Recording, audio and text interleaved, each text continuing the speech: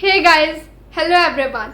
It's me Uzbala Khan and in today's video we will learn about federal system. तो ये federal system क्या है, कहाँ से आया है? तो इसके बारे में जानने से पहले हम ये जानेंगे कि ये आया कहाँ से। तो जब हमारा कॉन्स्टिट्यूशन बन रहा था तो हमारे कॉन्स्टिट्यूशन फ्रेमर्स ने, जो हमारा कॉन्स्टिट्यूशन बना रहे थे, उन्होंने ये सुझाव दिया कि फेडरल सिस्टम को देश में लागू करना चाहिए। इस तरह कंट्री को रन करने में ईजी होगा। तो फेडरल सिस्टम है क्या और इससे कैसे हमारी कंट्री जो है वो ईजिली और अच्छे से रन हो पा रही है। सो द सिस्टम ऑफ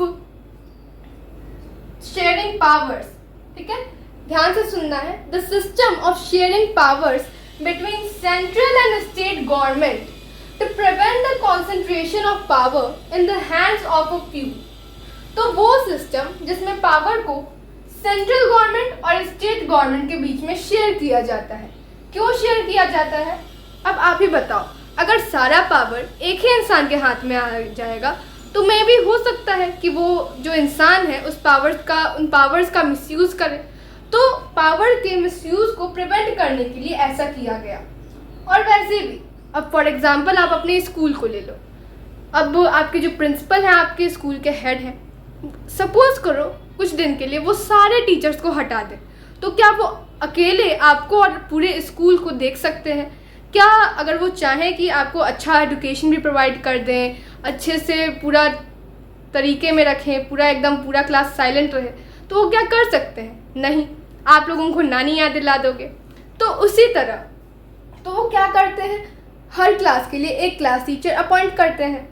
तो उसी तरह फेडरल सिस्टम सेंट्रल गवर्नमेंट और स्टेट गवर्नमेंट के बीच में पावर्स बांटता है। फॉर एग्जाम्पल ये हमारी कंट्री है। अब इसमें छोटे छोटे स्टेट्स होते हैं, ठीक है। तो छोटे छोटे स्टेट्स होते हैं। इस पूरी कंट्री को सेंट्रल गवर्नमेंट देखता है।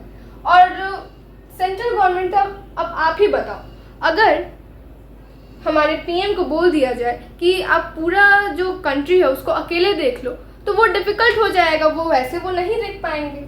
तो हर स्टेट से एक सीएम होता है, ठीक है।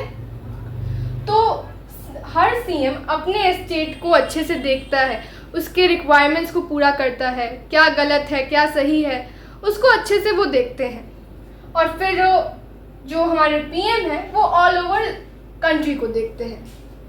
तो अब फेडरल सिस्टम जब हमने समझ लिया है, आई थिंक आपको क्लियर हो गया होगा। तो अब देखते हैं कि सेंट्रल गवर्नमेंट और स्टेट गवर्नमेंट जो है वो कैसे पावर को डिवाइड करता है। तो सेंट्रल गवर्नमेंट कंट्री में हमारा होता है पार्लियामेंट। पार्लियामेंट मैंने आपको बताया था कि वो सुप्रीम लॉ मेकिंग बॉडी है। हमारे कंट्री में सबसे हाईएस्ट बॉडी है लॉ मेकिंग के लिए। लॉ मेकिंग क्या है? लॉ बनाना, कानून बनाना, नियम बनाना। सो सेंट्रल गवर्नमेंट में पूरे कंट्री में पार्लियामेंट होता है। पार्लियामेंट के 3 पार्ट्स हैं, प्रेसिडेंट, लोकसभा एंड राज्यसभा।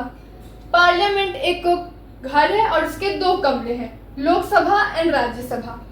आपको याद रखना है, पार्लियामेंट एक घर है, उसके 2 कमरे हैं, लोकसभा एंड राज्यसभा। और तीसरा पार्ट जो है हमारे प्रेसिडेंट है।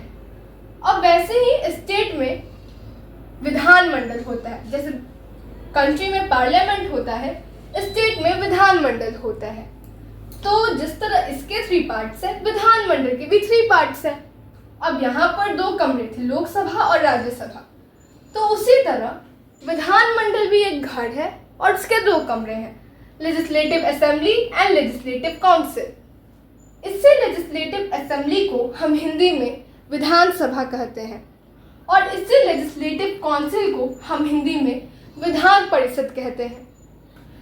अब पार्लियामेंट के मेंबर्स को हम एमपीज बोलते हैं। और हाँ, आपको एक और बात ध्यान रखनी है, जैसे पूरे कंट्री पर प्रेसिडेंट होते हैं, वैसे ही स्टेट में गवर्नर होते हैं। प्रेसिडेंट जो है वो बस नाम के हेड है, और लेकिन एक्चुअल हेड कौन है? हमारे पीएम।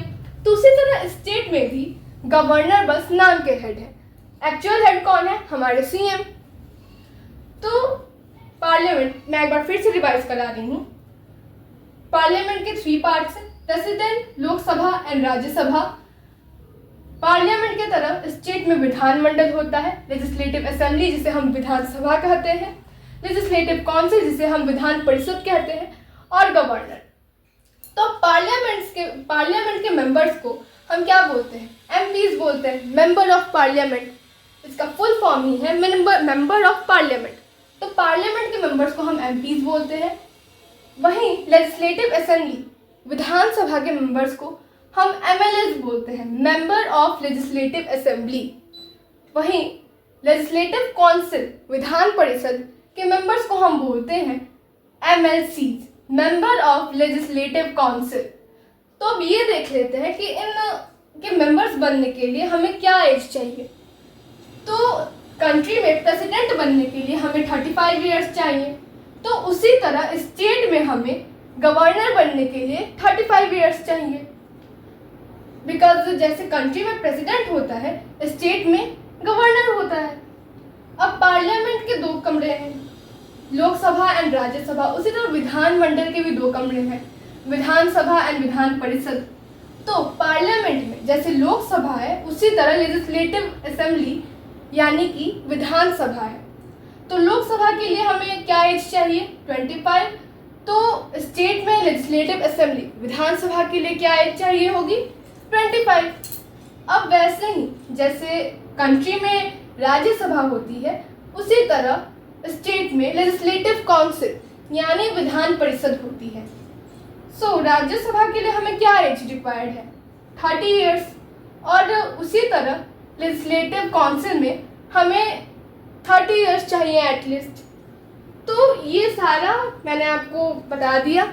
एक बार हम फिर से रिवाइज कर लेते हैं। लोकसभा के लिए एटलीस्ट 25, तो लेजिस्लेटिव असेंबली के लिए भी एटलीस्ट 25। जैसे राज्यसभा में एटलीस्ट 30 इयर्स, वैसे ही लेजिस्लेटिव काउंसिल में एटलीस्ट 30 इयर्स। प्रेसिडेंट के लिए एटलीस्ट हमें 35 इयर्स चाहिए। उसी तरह गवर्नर के लिए एटलीस्ट 35 इयर्स चाहिए। हमारे जो प्रेसिडेंट होते हैं वो कंट्री के बस नाम के हेड होते हैं। एक्चुअल हेड कौन होता है? पीएम। तो उसी तरह स्टेट में जो गवर्नर होते हैं वो नाम के हेड होते हैं। एक्चुअल हेड कौन होता है? हमारे सीएम। सो आई होप आपको आज का वीडियो अच्छा लगा होगा। मैं भी आपके लिए बहुत मेहनत करती हूँ। स्कूल के होमवर्क, ट्यूशन का होमवर्क, सारे लोड के साथ इसको आपके लिए करना, बनाना, नोट्स बनाना आपके लिए बहुत डिफ़िकल्ट होता है। सो प्लीज़ आप भी मुझे सपोर्ट करें। और सपोर्ट आप कैसे करेंगे? मैं जब पढ़ाऊँगी तो आप ध्यान से सुनिए, अच्छे से पढ़िए, एंड आप मेरे वीडियोस को लाइक, सब्सक्राइब एंड शेयर ज़रूर करिए। क्यों? क्योंकि जब आप शेयर करेंगे तो आपके बहुत सारे फ्रेंड्स हमसे कनेक्ट हो पाएंगे और फिर हम एक अच्छा एजुकेशन प्रोवाइड कर पाएंगे। तो बिकॉज़ बड़े बच्चों के लिए बहुत सारे टीचर्स हैं, बट हम छोटे बच्चों के लिए मेरे जानने में तो कोई टीचर नहीं है। सो प्लीज़ आप इस वीडियो को लाइक, सब्सक्राइब एंड शेयर ज़रूर करें, अपना प्यार दें। तब तक के लिए bye and love you all.